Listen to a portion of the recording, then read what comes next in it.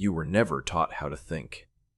You were trained to recognize patterns, repeat answers, and move on before understanding anything deeply. That feels harsh, but if you look back at your own experience, you already know it's true. You memorized formulas without knowing where they came from.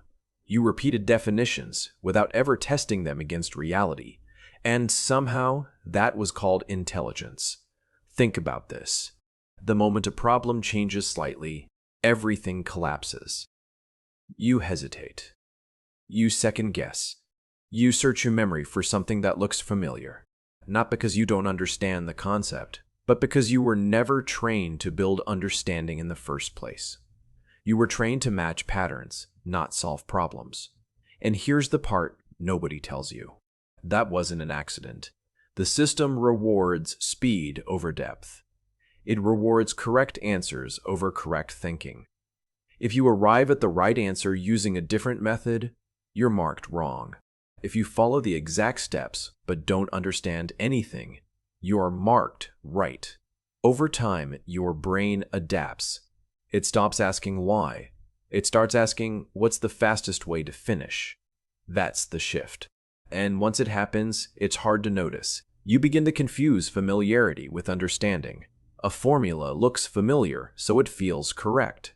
A definition sounds technical, so it feels meaningful.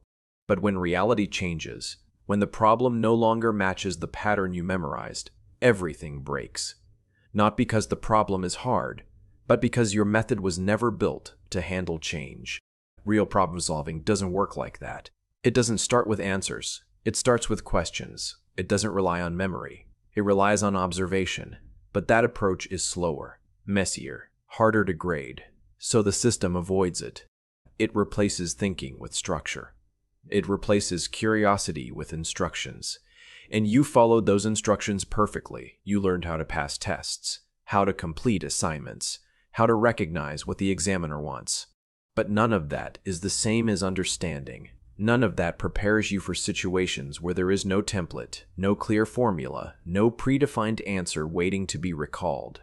That's why so many people feel stuck the moment they leave structured environments. The rules disappear.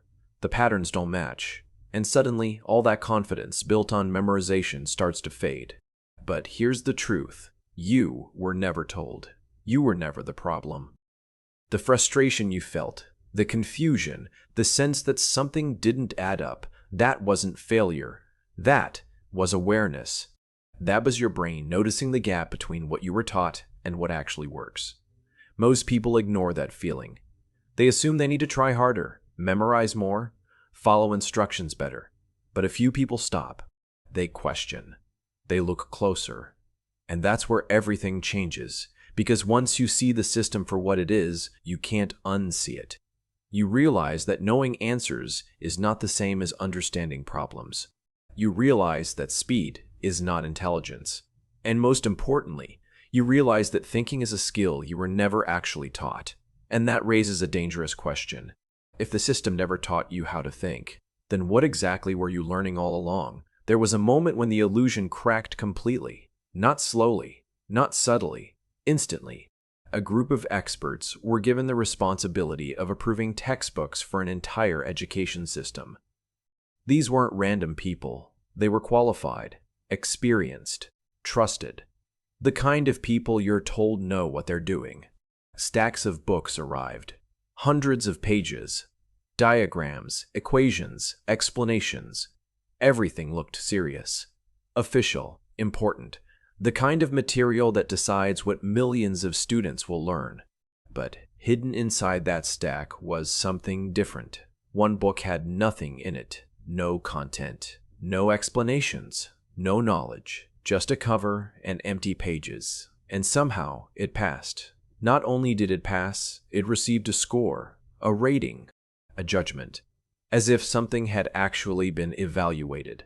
As if someone had actually looked inside. But no one did. The system processed it anyway. Numbers were assigned. Reports were written. Decisions were made.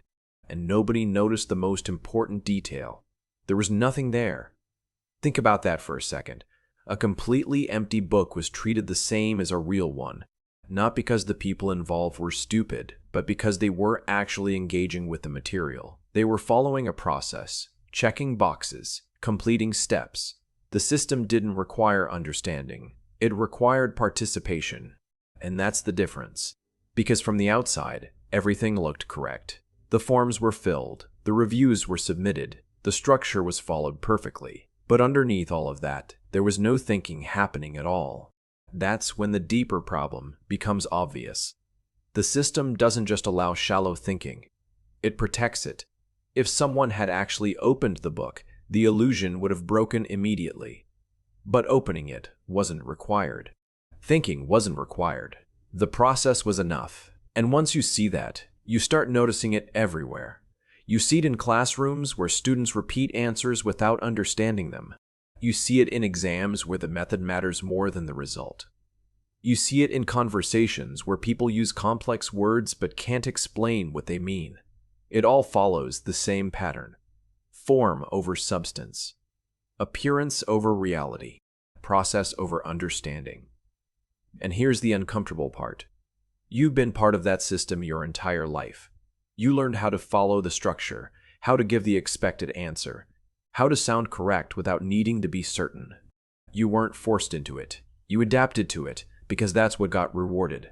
So when you struggle with real problems, problems that don't follow a template, problems that don't come with instructions, it feels like something is wrong with you. But it's not. You were trained in an environment where empty work could still succeed, where the appearance of knowledge was enough, where understanding was optional. That kind of training doesn't prepare you for reality. It prepares you for repetition, and reality doesn't repeat itself cleanly. Every real problem is slightly different, slightly unpredictable, slightly uncomfortable. It forces you to think, not recall, to observe, not assume, and that's exactly the skill the system never required you to build. Which is why that empty book matters more than it seems. It wasn't just a mistake, it was proof. Proof that the system can function perfectly, even when there is no understanding inside it. And if that's true, then the question changes. It's no longer about whether the system works. It's about what it was actually designed to do in the first place. This is the part where it gets personal. Because you felt this before. Not once, not twice, repeatedly. You study something, you understand it while reading. It feels clear, almost obvious. Then the question changes slightly, and suddenly, nothing makes sense anymore. Your mind goes blank, not because you didn't study, but because what you studied doesn't apply the way you expected. That's not a failure of effort. That's a failure of method. You were trained to store answers, not build understanding. So when the structure shifts even a little, your entire foundation disappears. It's like trying to use a key on a lock that looks similar but isn't the same. You keep trying, thinking you're close, but it never works. And over time, this does something dangerous. It makes you doubt yourself. You start thinking, maybe I'm just not good at this. Maybe others are naturally better, faster, smarter. But look closer. Those same people who seem confident often rely on the same thing you do: memorized patterns, familiar structures. They perform well when the environment stays predictable. But put them in a situation where the rules change, where the problem isn't formatted the way they expect, and they struggle too. The difference is, you noticed it. You felt the gap. Most people don't question it. They double down. More practice, more repetition, more memorization, hoping that if they store enough patterns, one of them will match the next problem. But that approach has a limit, because reality doesn't repeat itself cleanly. In school, problems are designed to be recognizable. They follow templates, they reward familiarity. But real problems don't come labeled. They don't tell you which formula to use. They don't hint at the method. They just exist, raw and unstructured. And that's where memorization fails completely, because memorization depends on recognition. If you can't recognize the pattern, you can't access the answer. And if you can't access the answer, you're stuck. Not because the problem is impossible, but because your method requires something that isn't there. That's why it feels like powerlessness, not a lack of intelligence, a lack of flexibility. You were never trained to approach problems from zero.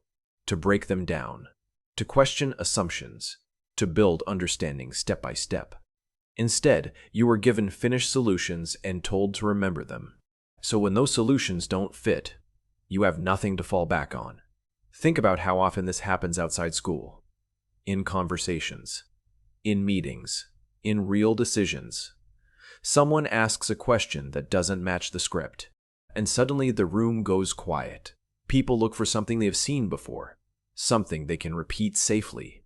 But when nothing matches, there's hesitation, deflection, delay. I'll get back to you. But getting back isn't the issue. The issue is, there was never a real understanding to begin with. And once you see that, something shifts. You stop blaming yourself for not remembering enough. You start questioning why remembering was the goal in the first place. You realize that intelligence isn't about how many answers you can store. It's about how well you can navigate when you don't have one. That's the difference. Memorization gives you confidence in familiar situations. Understanding gives you control in unfamiliar ones, and control is what you've been missing. Because right now, your ability to solve problems depends on whether you've seen them before. If yes, you're fine. If no, you struggle. That's not intelligence. That's dependency. Real problem solvers don't depend on memory like that. They depend on something else entirely. And once you understand what that is, everything starts to change. Everything changes the moment you stop asking, "What's the answer?" and start asking, "What's actually happening here?" That's the shift. Real problem solvers don't begin with formulas. They begin with reality. They look at the situation in front of them and strip it down to what they can actually observe. Not what they've been told. Not what they remember. What they can verify. Because memorization works from the outside in, real thinking works from the inside out. Let's break that. When you were trained in school, you were given finished systems. Definitions already written. Equations already structured. All you had to do was apply them correctly. But real thinkers do the opposite. They don't trust the finished system immediately. They break it apart. They ask simple questions first. What do I know for certain? What can I test right now? What assumptions am I making without noticing? Those questions look basic, but they're powerful because they force you to rebuild understanding from zero. And that's called first principles thinking. Instead of starting with someone else's answer, you start with fundamental truths, things that don't depend on opinion, things you can observe, measure, or logically confirm. Then you build upward, step by step, until the solution forms naturally. It's slower at first, but it's real. Take something simple. Imagine you're trying to understand why an object falls. The memorized answer is gravity. One word. Clean. Easy. But that word doesn't actually explain anything. It labels the behavior. It doesn't show you the mechanism. A real thinker goes further. They ask what is actually happening. What forces are involved? How does mass interact with space? What can I test? What changes if conditions change? Now the problem is alive, not static. And once you start thinking like that, something interesting happens. You stop depending on perfect conditions. Because another key part of real problem solving is estimation. Before calculating anything, you make a rough guess. Not random, informed, based on what you understand so far. You predict the direction, the scale, the outcome. Then you calculate and compare. If your answer is wildly different from your estimate, something is wrong. Either your assumption or your method. That gap becomes feedback. It sharpens your thinking. This is something most people never learn. They trust the formula more than their own reasoning. Even when the result doesn't make sense, they assume it must be correct because the steps were followed. But real thinkers do the opposite. They trust reality first. If the answer feels wrong, they investigate. That's control. Because now you're not just solving problems, you're understanding them. And there's one more layer most people miss. Real thinkers keep problems alive. They don't solve something once and forget it. They carry questions with them, in the background, constantly. Every new idea, every new piece of information gets tested against those questions.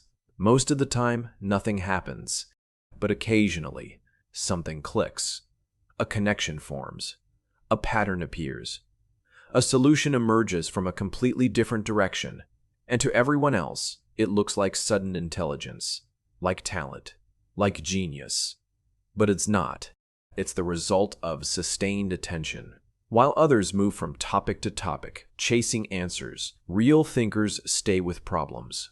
They explore them from different angles. They revisit them. They challenge them. And over time, their understanding becomes flexible, not fixed. That's the difference. Memorization gives you answers. First principles give you insight. Estimation gives you control. And sustained attention gives you breakthroughs. None of this is complicated, but it requires something the system never trained you to use: patience with confusion. Because when you stop relying on memorized patterns, things feel uncertain at first, slower, less clear. But that confusion is not weakness. It's the beginning of real thinking, and once you push through it, you realize something. You don't need perfect instructions anymore. You can figure things out from scratch. There's a moment where everything shifts. Not dramatically, not loudly, quietly. You stop rushing to answers. You stop searching for the familiar pattern. And instead, you pause. You look at the problem differently. You ask simpler questions. And for the first time, you're not trying to remember. You're trying to understand. That's the turning point. Because once you see the gap between memorization and real thinking, you can't unsee it. It shows up everywhere. In classrooms, in conversations, and decisions people make with complete confidence but no real understanding behind them. And something inside you changes. You stop being impressed by complexity. Long explanations, technical words, confident delivery, they don't affect you the same way anymore. Because now you know the difference between sounding right and being right. You start asking better questions. What does that actually mean? How do we know that's true? What happens if we change this part? And those questions do something powerful. They slow everything down. They force clarity. They expose weak thinking instantly. Most people avoid that because real thinking is uncomfortable. It removes shortcuts. It takes away the safety of memorized answers. It forces you to face uncertainty without a script. But that discomfort is where control comes from. Before, your confidence depended on recognition. If you had seen something before, you felt capable. If not, you hesitated. Now, that dependency starts to disappear. You don't need the exact pattern anymore. You know how to approach the unknown. That's a different level of confidence. Not loud, not performative. Quiet, stable. Based on understanding, not memory. And it starts affecting everything. When you study, you don't just read. You break things down. You test ideas.